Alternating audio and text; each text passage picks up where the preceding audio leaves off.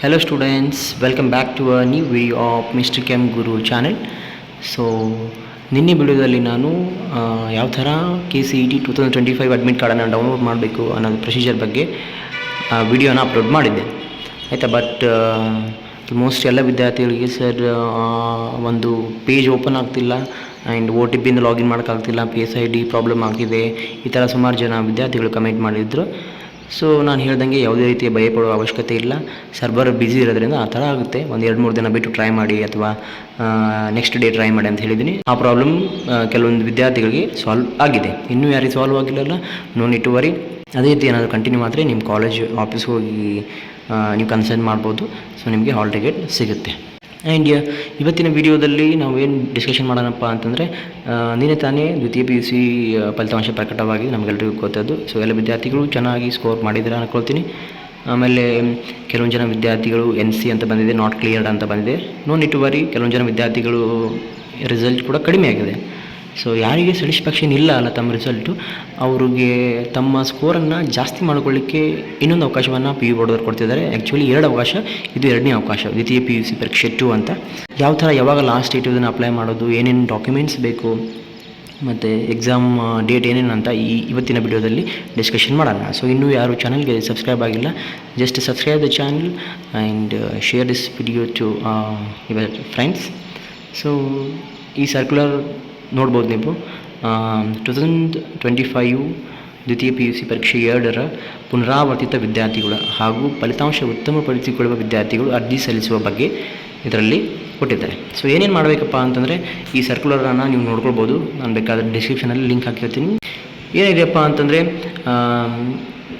Within 2 days ಅಥವಾ up to 15/4/2025 ನೀವು ನಿಮ್ಮ ಕಾಲೇಜಿಗೆ ಹೋಗಿ 2 ಫೋಟೋ, ನಿಮ್ಮ ಪಾಸ್ಪೋರ್ಟ್ ಸೈಜ್ 2 ಫೋಟೋ ಮತ್ತು ಹಾಲ್ ಟಿಕೆಟ್ ಹಾಗೂ 175 ರೂಪೀಸನ್ನು ತೊಗೊಂಡು ಹೋಗಿ ನೀವು 2ನೇ ಎಕ್ಸಾಮನ್ನು ಕಟ್ಬೋದು. ಸೊ ಒಂದು ವಿಷಯಕ್ಕೆ ನೀವು suppose for example Kannada, English, PUC MB ಹಾಕೋಣ ಅಂತ ತಿಳ್ಕೊಳ್ಳೋಣ. ಸೊ ಫಿಸಿಕ್ಸ್ ಮಾತ್ರ ನೀವು ಇಂಪ್ರೂವ್ಮೆಂಟ್ ಮಾಡ್ಕೋಬೇಕು ಅಥವಾ ಇನ್ನೊಂದು ಸರ್ತಿ ಬರೀಬೇಕಂತಂದರೆ ಆ ವಿಷಯಕ್ಕೆ 175 ರೂಪಿ ಪೇ ಮಾಡಬೇಕು. ಕ್ಲಿಯರ್? ಸೊ ಅದನ್ನು ಬಿಟ್ಟು 2 ಸಬ್ಜೆಕ್ಟ್ ಮಾಡಬೇಕಾದ್ರೆ 175 ಪ್ಲಸ್ 175 ಅಂದರೆ ಟೋಟಲ್ ಎಷ್ಟಾಗುತ್ತೆ, 350 ರೂಪೀಸ್ ನೀವು ಪೇ ಮಾಡಬೇಕಾಗುತ್ತೆ. ಸೊ ಅಂದರೆ ಪ್ರತಿ ವಿಷಯಕ್ಕೆ 175 ಅನ್ನು ಪೇ ಮಾಡಿ ನೀವು ಇನ್ನೊಂದು ಸರ್ತಿ ಎಕ್ಸಾಮನ್ನು ಬರಿಬೋದು. ಇವಾಗ ಸುಮಾರು ಜನ ವಿದ್ಯಾರ್ಥಿಗಳಿಗೆ ಏನು ಡೌಟ್ ಇದೆಯಪ್ಪ ಅಂತಂದರೆ, ಸರ್ ಇವಾಗ ಫಾರ್ ಎಕ್ಸಾಂಪಲ್ ಇವಾಗ ನಂದು ಪರ್ಸೆಂಟೇಜು ಅಥವಾ ನಂದು ರಿಸಲ್ಟು 80 ಆಗಿದೆ, ನಾನು 90 ಮಾಡ್ಕೊಳ್ಬೇಕು, ಅದಕ್ಕೋಸ್ಕರ ಇನ್ನೊಂದು ಸರ್ತಿ ಎಕ್ಸಾಮ್ ಬರೀಬೇಕು ಅಂದ್ಕೊಳ್ತೀನಿ, ಏನು ಮಾಡೋದು ಅಂತ ಕೇಳಿದರೆ, ನೋ ಪ್ರಾಬ್ಲಮ್, ಎಕ್ಸಾಮನ್ನು ಬರೀಬೋದು ಇಂಪ್ರೂವ್ಮೆಂಟ್ ಮಾಡೋಕ್ಕೋಸ್ಕರ. ಬಟ್ ಸರ್ ನಾನು 2ನೇ ಎಕ್ಸಾಮಲ್ಲಿ 80ಕ್ಕಿಂತ ಕಡಿಮೆ ಆದರೆ ಏನು ಮಾಡೋದು? No need to worry, best of 2 ಅನ್ನು ಕನ್ಸಿಡರ್ ಮಾಡ್ತಾರೆ. ಫಾರ್ ಎಕ್ಸಾಂಪಲ್ ನೀವು ಇವಾಗ 80 ಆಗಿದೆ, ನೆಕ್ಸ್ಟು 80ಗಿಂತ ನಿಮ್ಮದು ಏನಾದರೂ ಪರ್ಸೆಂಟೇಜ್ ಕಡಿಮೆ ಆದರೆ 80ನ್ನೇ ಕನ್ಸಿಡರ್ ಮಾಡ್ತಾರೆ. 80ಗಿಂತ ಜಾಸ್ತಿ ಏನಾದರೂ ಆದರೆ 85, 90 ಆದರೆ ಅದನ್ನು ಕನ್ಸಿಡರ್ ಮಾಡಿ ನಿಮಗೆ ಏನು ಬರುತ್ತೆ, ಸರ್ಟಿಫಿಕೇಟ್ ಬರುತ್ತೆ. No need to worry. So ಇದು ಒಂದು ಒಳ್ಳೆಯ ಸುದ್ದಿ ಅಂತ ಹೇಳ್ಬೋದು.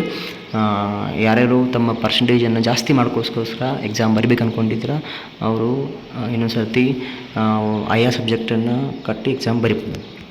ಸೊ ನಾನು ಹೇಳ್ದಂಗೆ ಲಾಸ್ಟ್ ಡೇಟ್ ಯಾವಾಗಪ್ಪ ಅಂತಂದರೆ 15/4/2025. ದಿಸ್ ಇಸ್ ದಂಡಸಹಿತ ಅಂತಂದರೆ ಪ್ರತಿ ದಿನಕ್ಕೆ 50 ರೂಪಾಯಿ ಅಂತೆ ಅವಾಗಿಂದ ಸ್ಟಾರ್ಟ್ ಆಗುತ್ತೆ.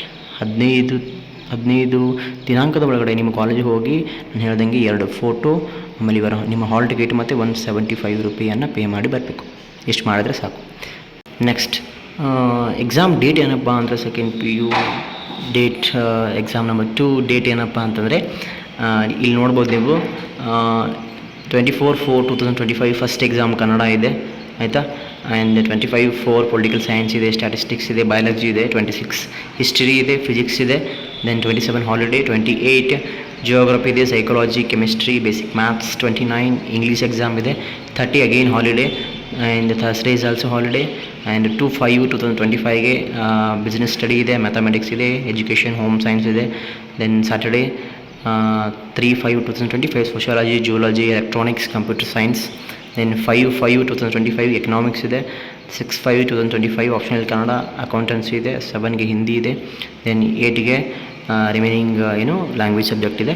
ಸೊ ಇದೇನಪ್ಪ ಅಂತಂದರೆ 2ನೇ ಎಕ್ಸಾಮ್, ದ್ವಿತೀಯ PUCಯ ವಾರ್ಷಿಕ ಪರೀಕ್ಷೆ 2ನೇ ಎಕ್ಸಾಮ್. ಯಾರು ತಮ್ಮ ರಿಸಲ್ಟನ್ನು ಇಂಪ್ರೂವ್ ಮಾಡ್ಕೋಸ್ಕರ ಬರೀತಿದ್ದಾರೆ ಅಥವಾ ಯಾರಿಗೆ ನಾಟ್ ಕ್ಲಿಯರ್ಡ್ ಅಂತ ಬಂದಿದೆ, ಸೊ ಅವರು ಈ ಟೈಮ್ ಟೇಬಲನ್ನು ಫಾಲೋ ಮಾಡ್ಬೋದು. ನಾನು ಹೇಳ್ದಂಗೆ ವಿದಿನ್ 3 to 4 ಡೇಸ್ ನಿಮ್ಮ ಕಾಲೇಜ್ಗೆ ಹೋಗಿ 2 ಫೋಟೋಸ್ ಆ್ಯಂಡ್ 1 ಹಾಲ್ ನಿಮ್ಮದು ಹಾಲ್ ಟಿಕೆಟ್ ಮತ್ತು ಪರ್ ಸಬ್ಜೆಕ್ಟ್ಗೆ 175 ರುಪೀಸನ್ನು ಪೇ ಮಾಡಿ ಬಂದರೆ ಸಾಕು. So all the best everyone. ಯಾರು ರಿಸಲ್ಟನ್ನು ಇಂಪ್ರೂವ್ಮೆಂಟ್ ಮಾಡ್ಕೊಳ್ಳೋಗೋಸ್ಕರ ಇನ್ನೊಂದು ಸರ್ತಿ ಎಕ್ಸಾಮ್ ಬರ್ತಿದ್ದಾರೆ ಅವ್ರಿಗೆ, ಆ್ಯಂಡ್ ಯಾರು ನಾಟ್ ಕ್ಲಿಯರ್ಡ್ ಅಂತ ಬಂದಿದೆ ಅವರು ಕ್ಲಿಯರ್ ಮಾಡ್ಕೊಳ್ಳೋಗೋಸ್ಕರ ಎಕ್ಸಾಮ ಬರೆದಿದ್ದಾರೆ ಅವ್ರಿಗೂ ಕೂಡ ಆಲ್ ದ ಬೆಸ್ಟ್. ಮತ್ತು ಮುಂದಿನ ವೀಡಿಯೋದಲ್ಲಿ ಸಿಗೋಣ.